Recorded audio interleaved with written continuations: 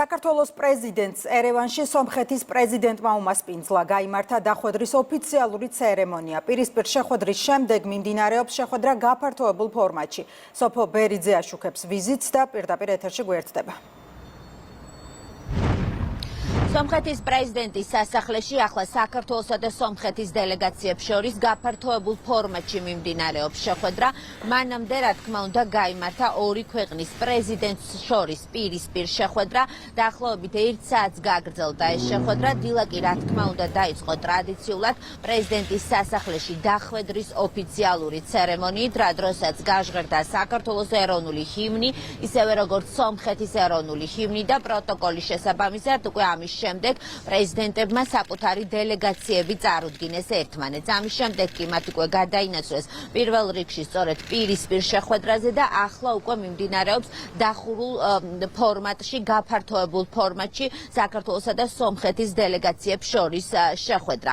შეხვედრის დაწყების წინ პრეზიდენტებმა მიმართეს, რა თქმა უნდა, ერთმანეთს გაფართოებულ ფორმატში შეხვედრაზე და ორივე პრეზიდენტის მხრიდან ხაზი გაესვა საქართველოსა და სომხეთს შორის მეგობრულ ურთიერთობებს. მიხეილ ყაველაშვილი დღეს საუბრობდა იმის თაობაზე, რომ დღეს საქართველოსა და სომხეთს შორის არის ისეთი ურთიერთობები, როგორიც უნდა არსებობდეს ორ მეზობელ ქვეყანას შორის.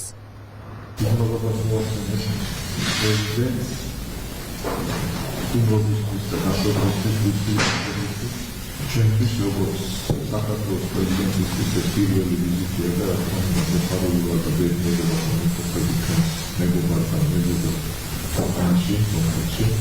რა თქმა უნდა, ჩვენი მრავალსაუკუნოვანი ურთიერთობა მართლაც სამაგალითოა. ძალიან ბევრი კულტურული ურთიერთობები შეხვდება ხალხებს შორის, ჩვენი თანაცხოვრება სამაგალითოა. რა თქმა უნდა, არა მარტო ჩვენი ორი ერისთვის, არამედ სამაგალითოა მსოფლიოში თუ როგორ უნდა ცხოვრობდნენ მეზობლები და ურთიერთობები სამშობლოში ერები.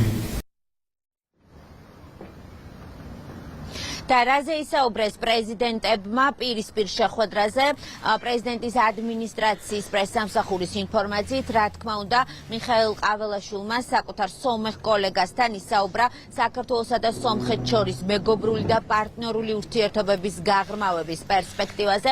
საქართველოს პრეზიდენტმა სომეხ კოლეგას მადლობა გადაუხადა საქართველოს ტერიტორიული მთლიანობისა და სუვერენიტეტის მხარდაჭერის გამო, ასევე მხარეებმა ისაუბრეს საქართველოსა და სომხეთში მიმდინარე პოლიტიკური პროცესების შესახებ. რა თქმა უნდა, ამ შეხვედრაზე საუბარი იყო საქართველოს ოფიციალურ განაცხადზე იმის თაობაზე, რომ ჩვენმა ქვეყანამ შეასრულოს მნიშვნელოვანი როლი სომხეთსა და აზერბაიჯანს შორის ურთიერთობების გაჯანსაღებაზე. იცით, რომ საქართველოს აქვს მშვიდობიანი კავკასიის იდეა და პრეზიდენტი ამ შეხვედრაზე შეეხო თბილისში ცოტა ხნის წინ საქართველოს, სომხეთსა და აზერბაიჯანის საგარეო საქმეთა მინისტრების სამმხრივ შეხვედრას და კიდევ ერთხელ ნათლად დადასტურდა, რომ საქართველო მზად არის ხელი შეუწყოს სამხრეთ კავკასიის რეგიონში დიალოგს, მშვიდობასა და სტაბილურობას. საქართველოს პრეზიდენტმა გამოთქვა იმედი, რომ ეს ფორმატი მომავალშიც აქტიურად იმუშავებს სწორედ რეგიონში მშვიდობისათვის. ახლა ამ წუთებში კი